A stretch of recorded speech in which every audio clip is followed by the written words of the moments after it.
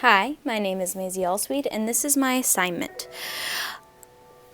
It is a review of Jenny Lawson's book, Furiously Happy, a funny book about horrible things. Specifically, we're looking at the last chapter. It might be easier, but it wouldn't be better. The main point of this chapter is that depression is a serious health concern akin to that of any other physical ailment and should be treated as such. In fact, Lawson opens the chapter itself with an analogy comparing her rheumatoid arthritis flares-ups to depression by use of diction. Specifically, I'm looking at the words, surviving from day to day, I only get a few a year. That sounds ridiculous and overblown, since I at least know that eventually the pain will fade, as well as your family members and friends understand and care, but after half a week of seeing you hobbling around the house and crying in the bathroom, even they can get worn out at all. These four are very representative of what it's like to have manic depressive episodes. In addition to this argument, Lawson also offers advice for how to combat depression, both as a victim and an ally. The latter is seen in her Smokey Bear metaphor, which exemplifies what not to do to a depressed person.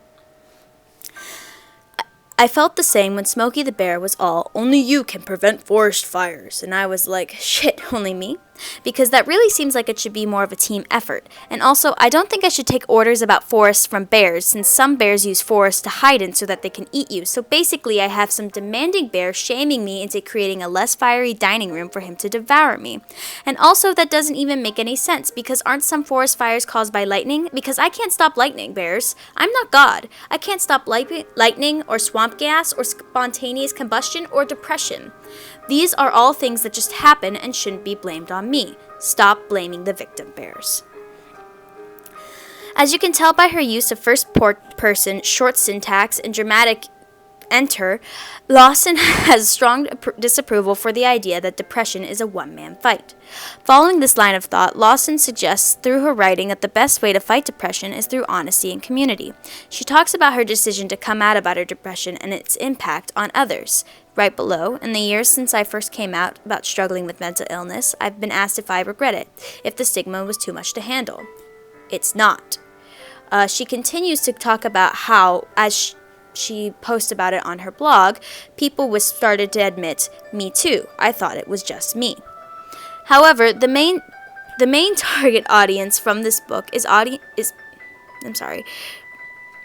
because Lawson has suffered from depression and other mental illnesses for most of her adult life, she's able to present a compelling emotional argument grounded in her personal story. If the same argument were to be made from a psychiatrist or an ally, it would be much easier for the target audience to say, oh, you just don't understand because you've never had a mental illness. The main target audience for this book is people suffering from depression. However, because Lawson's interpretation of depression is affected by her own struggles, reading Furiously Happy can be a step for those with good mental health to understand those without it. For me personally, this book changed the way I interpreted mental health. However, I first read this book when I was seeking to understand why someone close to me had attempted suicide. I was open to learn more about what it felt like to be depressed. Therefore, Lawson's use of longer sentences when describing how joyless and seemingly everlasting depression can be, and her short, choppy sentences when describing how anxiety is both stressful and panicky were extremely effective in putting me in her thoughts.